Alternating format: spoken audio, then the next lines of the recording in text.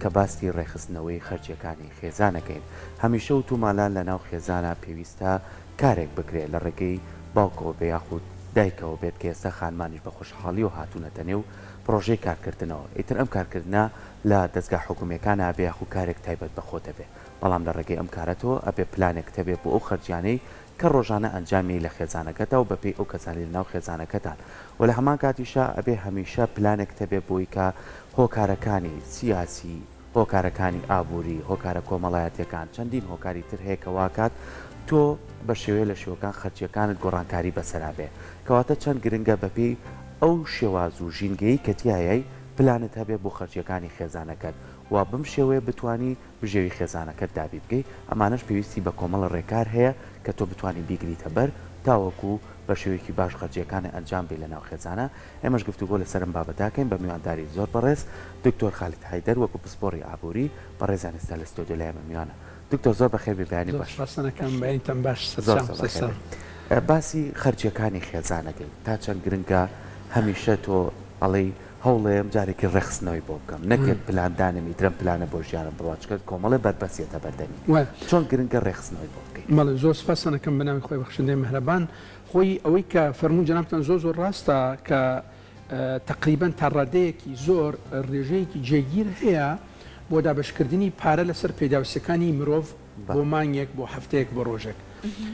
وا دابشکراوە 150 بۆ پێداویستە زۆر گرنگەکانە هەرە گرنگەکان ئەوانەی کە بە نمونە ناوبینین هینی نانخواردنە، سەکەنانی شێژەبوونە کە خانووە مەبەستم، ئیتر ئەو بابەتەنی کە زۆر گرنگن ئەبێ جێگەیەکی جێگیر و سابتیان هەبێ لە خەرجیاتی ڕۆژانەمان. دوایەوە 130 دێت کە تایبەتە بە بابەتەکانی تر کە ناوێن بنین مام ناوەند وەسەتن، اینەوانەیە جلوبەرگ بێ، لەوانەیە هاتشۆکردن بێ تا ڕادەیەک و 120ەکە ئەمێنێ بۆ خۆشگوزەرانی. ئەمە بە گشتی وا داڕێژراوە لە ئاسیەکی نێودەوڵەتی داڕێژراوە کە وابێت، بەڵام لە عێراق بە نمونە لای خۆمان لە کوردستانیش تقریبا تا ڕادەیەکی زۆر بۆتە 1/3 بابەتەکان، ینی 1/3 بابەتەکان ئەو پارەی کە خەرج ئەکرێ تایبەتە بە خواردەمەنی و شتە گرنگەکان، 1/3 تایبەتە بە نیشتەجێبوون و بابەتەکانی تر و ئەوەی کە ئەمێنێ 1/3ەکەی تر تایبەتە بە بواری سوتەمەنیە، بواری هاتشۆکردنەواتە ئەو بابەتانە کەواتە لێرە تا ڕادەیەکی زۆر لە ئاستی ئابووری عێراق کە ئابووریەکی دەوڵەمەنە بەسەر چاوە سروشتیەکان و نەوت و ئەو بابەتانە، بەڵام ئەبینی جەنابەت ڕێژەیەکی زۆری نییە یاخود ئەکرێ بۆترێت کە سفرە بۆ خۆشگوزەرانی. باسی زۆرینەی خەڵکەکەم یعنی تقریبا بە پێی داتە نێودەوڵەتیەکان باس لە 180 پێکهاتەی کۆمەڵگەی عێراقی بە کوردستانی شەوە تقریبا داهاتی سنوورداریان هەیە و مام ناوەندیان هەیە. بەرحاڵ بەگشتی بەو شێوازە بەو ڕێژەیە دابش کراوە پێداویستی ڕۆژانە. اینجا ئەوەی کە جەنابتان ئەفەرمون تا چەندێک من هەوڵە دەم پابند ببم بەوە ئایا ئەو ڕێژەیە ڕێژێکی تەندروستە بەڵێ لە بەرەوەی ستاندەرێکی نێودەوڵەتیە بۆ حاڵەتیوە، بەڵام ئێمە تا چەند پابند بووینە بەو ڕێژانە نەخێر پابند نەبووینە وەکو عەرزی جەنابتانم کرد کراوە بە 133 بۆ شێوازە واتە بۆ خۆشگوزەرانی بۆ سەیران و بۆ گەشتکردن و بۆ بەسەربردننی کاتی خۆش بە تایبەت لە کۆمەڵگەی عێراقی و کوردستانی جێگەی نابێتەوە بۆ لەبەرەوە پارەکەمان بەشی ئەوە ناکات. یعنی وەرە تۆ بەڕێزت لە کۆمەڵگەیەکی بی بە پێی ستاندەری نێودەوڵەتی داهاتی ساڵانەمان نزیک بێ لە $4,000 کە ئەم $4,000 بۆ تاکێک کە بریتە لە چی؟ بریتە لە داهاتی عێراق دابەشی دانیشتوان بکرێت. بەڵام ئایا فعلەن ئەم $4,000 ئەگاتە دەستی هاوڵاتی نەخێر بۆ باشترین بەڵگە لەسەر نەخێرەکە چییە؟ ئەبینی جەنابەت 1/4 کۆمەڵگەی عێراقی هەژارن یاخود لە ژێر هێڵی هەژارین. ئەمانە ئەگەر پرسیار بکەیت جەنابەت ڕاپرسی بکەن بچین بۆ شوێنان لە هەژارەکە بپرسی پلانت هەیە بۆ ئەم مانگە پێکەنێ گاڵتەی پێدە لەگە ڕێزم ئەڵێ پلانی چی من پارەم نییە من هەژارم من لە ژێر هێڵی هەژاریم، یعنی کە تقریبا $2 ئەکەوێ لە ڕۆژێکدا. ئەو کەسی کە کەمتر داهاتەکەی کەمترە لە $2 باسی پلانی چی بۆ بکەی جەنابەت؟ لێرە بۆیە ئایا ئێمە پابند ئەبین بەو ڕێژێ و بەو شێوازە نەخێر بۆ لەبەرەوەی ڕێژەیەکی تا ڕادێک ئەتوانین بڵێن کەم نییە لە کۆمەڵگەی کوردستانی و کۆمەڵگەی عێراقی هەژارن. بەداخەوە دکتۆر ئێستا بابین لەسەر ئەوەی کە نەبوو ئەو کەسێک کە بەداخەوە لەژێر خەتی هەژاریایە لە کوردستان کەمترە طبعا بە بەراوردکردن بە عێراق. هەر باسی کوردستان بکەین ئێستا با نمونونەکەەوە بێ کە خێزانی کورد سوودی لێ ببینێ. دکتۆر خالید ئەگەر بۆ نمونە کەسێک مەعاشێکی هەبێت ئەم دابشکردنە جەنابەت باست کرد کە شێوازە دروستەکە بە چ شێوەیەکەوە هەروەها شێوازەکە کە لای خۆمان کاری پێکرد بە چ شێوەیەکە جەنابەت بە حکمی ئەوەی کە کۆمەڵگای خۆمان تایە هەیت ئەزانێت بە چ شێوەیەکە ئەگەر بۆ نمونە کەسێک موچەیەکی 1 ملیۆنی هەبێت خێزانێکی 4 نەفەریە ئەم موچەیە چۆن دابشکات چۆن بەسەر خەرجیەکانە بڕوات 2 مناڵن ژن و مێردێک. بەڵێ جەنابەت لێرە مەبەستە 1 ملیۆنەکە بۆ خێزانەکە هەموو یان بۆ کەسێک بۆ خێزانەکە هەمووی واتە ئەو بڕەپارەیە بێ یەکەم شتوەکو عەرزی جەنابتانم کرد ئەو باوکای لەگەڵ خێزانیا دێن حساباتی خەرجیاتی ئینی خواردەمەنیەکەن بۆ مانگێک چەند پێویستە ئەمە خاڵێکی تر ئەو ماڵە ئەو خانوو ئەو ماڵە ئەو خێزانە میوانیان هەیە یان میوانیان نییە لەبەرەوەی جەنابتان ئەزانن پێداویستەکانی چۆناڵێن پێشوازیکردن لە میوان و دۆخێکی شیا و ئامادە بکرێت بۆ ئەو کەسانەی کە دێن ئیتر میوەجاتە بابەتی شیرینی و بابەتانە حازر بکرێت ئەوەش بێتە قورسایی خەرجی هەفتەیەکی خۆتان لەوێ زۆر مهمە کە من تەسەوری ئەوە کەم ئەچێتە بواری خۆشگوزەرانی ڕەفاهیەتەوە لەبەرەوەی من بۆ لەبەرەوەی کە من بەنمونە نانی وشک و زەیت و برنج و شتەکان بکڕم ئەبێ بچم میوەجات بکڕم کە من ئەو بڕگەیە جێگەی نابێتەوە لە خەرجیاتی ڕۆژانەم بۆ لەبەر ئەوەی 1 ملیۆنەکەی کە ئەفەرمونون جەنابتان بۆ 4 کەس کە ژمارەی نمونەیە بۆ خێزان باوکو دایک و 2 مناڵ ژمارەی نمونەیە بۆ خێزان ئەو خەرجیاتی لاوەکیە جێگەی نابێتەوە لەو 1 ملیۆن دیناری بۆ مانگانە بۆ خێزان. بەڵام دکتۆر بە حکمی فەرهەنگی خۆشمانەزانی زۆر ئەم بە حکمی دابوونەریتی کوردستانی خۆمان و هەمیشە میوانمان هەیە و هەمیشە چین بۆ ماڵان و سەردانەکەین ئەبێ ئەو بابەتە بوونی هەبێ بۆیە لێرە ئەوە بڕێکی زۆر لە قورسایی کەوێتە سەر شانی هاوڵاتی یاخود خاوەن خێزان ئەو بڕگەیە اینجا دوای ئەوە ڕۆژانە ئەو بەڕێزە کە بنمونە فەرمانبەرە موچەخۆرە بنمونە هاتشۆەکە چەنی دابینەکە بۆ ئەو بڕگەیە ئەو بوارە لە خەرجیات سوتەمەنیونە جگە لە ئەوە بۆ ئەگە ئایا ئەو خێزانە کرێچین یان نا ئەوەش خاڵێکی زۆر گرنگە کە وەکو عەرزی جەنابتانم کرد لە کۆمەڵگەی عێراقی بە کوردستانی خۆشمانەوە تقریبا لە بینی 130 بۆ 133 لە پارەکە خەرج ئەکرێ بۆ ئەو بابەتەن یان 1 ملیۆنەکە تۆ جەنابەت تقریبا 300,000 250 بۆ 300,000 داناوە بۆ ئەوە واتە 700,000 دینارم بۆ ئەمێنێتەوە بۆ ئەوەی من تەسەڕوفی پێ بکەم بۆ بوارەکانی تری ئینی خەرجکردن 300-400,000 دینار بۆ بواری خواردەمەنی ئایا 400,000 دینار بۆ 4 کەس بۆ مانگێک بەشەکە بەڕاستی لەگەڵ ئەم شەڕی رووسیا و ئۆکرانیا و زیادبوونی نرخی خواردەمەنی و بابەتەکانی تر وە پێشتریش کە داهاتێکی تاڕادەیەکی ناجێگیرمان هەبوو موچەی فەرمانبەرە ئەدرا نەدرا لێبڕین هەبوو پاشەکەوت هەبوو دۆخی هەرمی کوردستان باسەکەم من اینجا ئێستش ئەوەی کە بەسەری هاتووە کە نرخی سوتەمەنی زیادی کردووە کە بەداخەوە مێ وڵاتێکی نەوتین و هەرێمێکی نەوتین نرخی خواردەمەنی زیادی کردووە وەرە لەگەڵ ئەوەیە باسەوە بکە 400,000ەکە بەشی ئەو 4 کەسەکە لەگەڵ زائیدەن میوانیشی هەیە بەڕاستی شتەکە زۆر قورسە بێ بەشی سێم کە ئەمێنێتەوە وەکوتمان بۆ بوارەکانی تر تاڕادێک سووکترن و خەفیفترن یعنی بواری جلوبەرگە بواری بنمونە نازانم شتەکانی تر تاڕادێک کە کەمتر گرنگیە بێت لەسەر خێزان و بەڵێ خەرجیاتی مانگانەی ئەو خێزانە ئەوە کەمتر ئەبێت وە لە بیرمان نەچێ بواری خۆشگوزەرانی ڕەفاهیەتەکەمان زۆر سنووردارە زۆر کەمترە یعنی لە هەندێک لە بڵاوکراوەکان لە ئاستی عێراق و کوردستانیش باستەوە ئەکرێت حتا ڕێژەکەی کەمترە لە 100 لە خەرجیاتی مانگانەی خێزانی کوردستانی باشە باسی گۆڕانکاریەکان بکەین دکتۆر زۆر کاتەوەی کە بەڕێزی ئاماژەی پێ ئێستا زۆشتی کەش زیاد بۆ لە ناو خێزانە پارەی خوێندنی مناڵەکە هەیە لە زانکۆ باسی ئەومان نەکرد من نەچوونێتەوە بوارانەوە کامە خەرجێکی زۆرەیە مناڵەکە مەسرفێکی زۆری هەیە ئەچێتە مەکتەبێکی تایبەت مەکتەبێکی تایبەتەوە ساڵانە چەند ڕەپارێکی زۆری بۆی باسی گۆڕانکاریەکان بکەین بە تایبەتی لەم ڕۆژەی ئێستای کە عێراقی پێتیاپەڕێ بەڵام لە ڕۆ ئابوووریەکەیەوە ینی هەستەکەی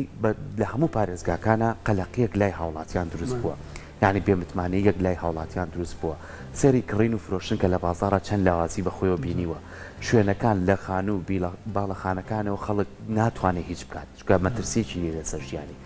ئەم قەلەقیە وا لە تۆ ناکات کایتر نەتوانی پلاندانەی وەکو بەڕێزە چۆن ئاماژە پیا ئەگەر هێڵی هەژاریەکە من نەتوانم بڕپارەکەی خۆمە بێ ڕۆژانە پلانی چی دابنێ بەڵام هەندێک کەس ڕێژەپارەکەی زیاتریش هەیە بەڵام ئەو قەلەقی وای لێ کردو پلانی نەبێت بەڵێ طبعا لێرە ئەگەر جنابت بێ باسی دوو جۆر بکەی لە تاک ئەوەی کە ئیشەکە لە حکوومەت ئەوش کە ئیشەکە لە کردی تایبەت ئێمە طبعا تاکی خۆمان کە لە کردی تایبەت ئیشەکە بە تایبەت لە بواری گەشت و گوزارە ئەوانە ئەڵێ خۆی گەورەکەی کاتی گەشت و گوزار ئەبێت و وەرزی گەشت و گوزار بێت و خەڵکی گەشتیار لە دەرەوەی هەرێم بێن بۆ هەرێمی کوردستان خۆشحاڵە بێ لەبەرەوە و کاتە خەڵک دێت پارە خەرجەکات و بە تایبەت ئەگەر باسی خێزانی غیری کوردستانی بکەین کە لە دەرەوەی هەرێمی کوردستان دێن ئەمان خۆشحاڵە بن ئمە خۆشحاڵە بین وەکو کەرتی تایبەت بۆ لەبەرەوە پارە دێت ئەخرێتە بازارەکان هەرێمی کوردستان ئەوانەی کە باست کرد جنابتان ئێستا ئەو لاوازیە کە هەیە بەو جم و جۆڵە کەمەش کە هەیە لە بازارەکان هەرێمی کوردستان بریتین لە گەشتیاران کە دێن بۆ هەرێمی کوردستان پارە خەرجەکەن ئەوەی خۆمان ئەگەر باسی دۆخی خۆمان بکەین اینجا دێنە سەر تاکی ئەو تاکەی کە لە کردی حکومی ئیشەکە کە دەستی کردووە بە پارەکەی و کەمتر پارە خەرجەکە کەمترە چێ بۆ بازارەکان و کەمترە چێ بۆ سەردان بۆ ئەوەی ئەرکی سەرشانی خۆی یاخود ئەرک دروست نەکات لە سەرشانی دراوسی خۆی و خزم و قەوم و کەسی کار خۆی لەبەر ئەو خۆی ئەزانێت دۆخی خۆی چۆنە ئەمەش بۆتەوە بەداخەوە بۆتەوەی لاوازی پەیوەندی کۆمەڵایەتیەکان بەداخەوە وانیەکە کە تاڕادەیەکی زۆر چاوەڕ مانگی داهاتوو ئەکە پارە هەیە پارە نییە موچە ئەدرێت یان نادرێت ئەوەی کە باسمان کرد ئیتر ئایا پلان ئەبێ یان نابێ قەلەقی دروست ئەبێ یان نابێ بە تەکید دروست ئەبێ بە تەکید من ئیتر باوەڕم نابێ بەوەی 50 بە 30 بە 20 بۆ هەموو یەکەم بە 100 هەڵی ئەگرم بۆ خۆم بۆ خەرجیاتی مانگانە بۆ خواردەمەنیە بۆ هینە یاخود ئەیکەم بە 170 بۆ خواردەمەنیە 130ەکەی کە ئەمێنێ بۆ هاتشۆکردنە ئەگەر خانوەکەی خۆم بێ یعنی واتە وای لێت کە بە هیچ شێوەیەک بۆ خۆشگوزرانی بۆ کڕینی جلوبەرگ بۆ بابەتەکانی تر گرنگی پێ نەدەم گرنگی بدەم بە بابەتە ئەساسیەکان و شتە گرنگەکان اینجا گەر بێنە سەر بابەتەکانی تر کە تا ڕادەیەک ئێستا دەرکەوتووە فعلا ئەوەی کە جنابت ئاماژەت پێدا لەگەڵ پێشکەوتنی سەردەم و تەکنۆلۆژیا و بابەتانە ئێستا بابەتی تر تازاتوە خێزانی کوردستانی خۆمان ئەڵێ من وەڵی من حەزەکەم مناڵەکەم لە مەکتەبێکی تایبەت بخوێنێ بچێتە زانکۆیکی تایبەت خوێندنی تەواو بکات دەبەرەوە معدلێکی بەرز نییە ئەمە هەمووی وەرە حسابی بکە جنابەت مانگانە یاخود ساڵانەش حسابی بکەیت 4-5 میلیۆن دینارە ئەوەش ئەرکێکی زیادەیە کەوێتە سەر شانی باوک یاخود دایک کە ئیدارەی دارایی ماڵیان لەسەر شانە ئەمە جگەلە ئەو شێوازە لە دابشکردنی پارەکەمان کرد لەسەر خەرجیات ئەمە دیسان جارێکی تر بارێکی قورسە کەوێتە سەرشانی ئەو کەسانە ئەو بەڕێزانە بۆیە لێرە بەگشتی ئەگەر باسی خۆمان بکەین ئەرکەکە زۆر زیاترە لەگەڵ دۆخەکە ئێستا پێشکەوتووە باسی شەڕەکەمان کرد زیادبوونی نرخی سوتەمەنی و بابەتەکانی تر وای لێ کردووە کە ناتوانین بە ئاسایی ناوی یاخود باسی دانانی پلان بکەین با دروشمێکمان هەبێ قەتعەیەکی گەورەیمان هەبێت تابلۆیەکی زۆر گەورەمان هەبێ لە سەرەتا هاتنە ناو ماڵەوە 150 بە 130 120 با ئەومان هەبێ بەس ئایا تا چنی مە پابەت دەبین بەوە ئەوە خاڵێکی زۆر گرنگە پارە لە گرفانە هەیە بتوانێت با ئەوە هەبێت بەڵام پابەت بوونەکە مهمە زۆر ڕاستە دکتۆر خالید ئێستا بابێنە سەر ئەوەی کە ئێمە لە فەرهەنگی کوردەواریە تۆزێک دەستپڵاوبوون لە لای ئێمە پەسەند بۆ تەنانەت کەسی وا بۆ چۆتە بۆ منە قەسابی و توێتی لایەکی ئاژەڵەکەم لێ بکەرەوە ئەگەر چۆ میوەی کڕیەوە بەلایەوە عیب بووە لە کیلۆیەک بکڕێ بە شێوەیەکی گشتی ئیشەڵڵا ئەم ڕۆژگارە تێپەڕێتەوە هیوای دڵی هەمومانە بەڵام بە شێوەیەکی گشتی پێداچوونەوە بەسەر بازار بەسەر ئەوەی کە ئەگەر ئەو کەسانشی کە هەیەە ئەم شێوەی زۆر کڕینا ئەوەی کە تۆ چەند کیلۆمیوە بکڕیت چەندانە شوێتی بکڕیت لای لە ئاژەڵ بکڕیت بگۆڕێت بۆ نمونە بەقەت پێداویستی هەفتەیە وەکەوەکە لە ئەوروپا هەیە ئەمە بەڕاستی هەرەوە دوو سێو یاخود دوو مۆز یاخود دوو هەنار یاخود بەو شێوازە زۆر کەسێ وەمان نییە چین سەبەتەیەک هەنار سەبەتەیەک نازانم پرتقال نازانم چی ئەمە چەند گرنگە لە سیستەمی بازاڕکردنی ئەمە بگونجێت بەڵێ زۆر بکرێت بە پێی تازەترین بڵاوکراو لە ئاستی عێراق کە کوردستانش ئەگرێتەوە عێراق لە وڵاتانەی کە هەژاری زۆری تایە بەڵام بە فیرۆدانی خواردەمەنی یەکێک لە وڵاتە زۆر لە پێشەوە عێراق تۆمار کراوە کە خەڵکیکی هەژاری زۆری هەیە بەڵام لە هەمان کات دەست بەسەر خەرجکردنی پارە لە بواری خواردەمەنی وەکو جەنابتان باستان کرد زۆر کەم دەست ئەگرێت وە فیرۆدانی زۆر خواردەمەنی زۆری هەیە ئەمە بەڵگەیەوەیە کە ئیدارەکردن و پلاندانان و ئیدارەکردنی ئیش و کاروباری لەو بوارە زۆر لاوازە بۆیە لێرە جەنابەت قەت بە ئێمە بە شێوازە ناکرێت کە وەکو لە ئەوروپا هەیە ڕۆژانە ئەچێ بە نمونە لەوانەیە 3 تەماتە بکڕێ یاخود بە نمونە 2 مۆز بکڕە یاخود سێوێک بکڕە یاخود بەو شێوازە اقتصادیانە کە بیر ئەکرێتەوە ئەمە ناچێتە بواری بەخیلی یعنی ئینسان بەخیل بە یاخود ڕزیل بێ نەچێ شت بکڕێ بە پێی ئارزووی خۆی حەزەکە ئەمڕۆ 1 کیلۆ گۆشت بکڕێەوە هەمووی بیبرژێنێت و بیخوا حەزەکە بە نمونە 1 کیلۆ مۆز بکڕێ با خۆی و خێزانەکەی بن مناڵیشان نەبێ نەخێر شتیوانیە یعنی من لەبەر ئەوەی ئەزانم خەرجیاتی خۆم باسی خۆمەکەم بۆ جەنابتان لەگەڵێکی لە دراوسەکان ڕۆژێک چوون شتێکم کڕی وتی خارە دیارە میوانیت هەیە من خۆشحاڵ بووم بەو پرسیارە وتی میوانیت هەیە بەس ئەو نازانێ دۆخەکەی من چۆنە و لە ماڵەوە چۆنم و میوانم دێتیان نیەت ئەوە بەڵگەی ئەوەیە کا بە نمونە ئێمە کەسانێکی ڕۆشنبیرین ئەزانین چۆن بیرەکەینەوە کە شتی وا زۆر ئەبینە لە دراوسەکە شتی وای کڕیوە ئەڵێ ئەمە دیارە میوانی هەیە و بیرەکاتەوە بەو شێوازە ئەمە بیرکردنەوەیکی زۆر پێشکەوتووە خەریکەوەرە وەکو ئەوروپا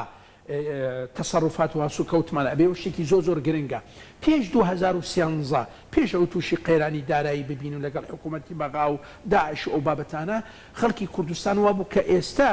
کەمینەکەش هەروایە یعنی ئەگەر کەمینەکە ڕێژەی بۆ دابنین 120 یاخود 130 کۆمەڵگەی کوردستانی خۆمان هەر وەکو ئەوە ماوە یعنی جەنابەت ئەگەر بەیانیان بچی سەیری دوو لە قەدری بەڕێستان سەیری تەنەکەی خۆڵ و زبڵەکەی بکەی هەروای وەکو جارانە نەگۆڕاوە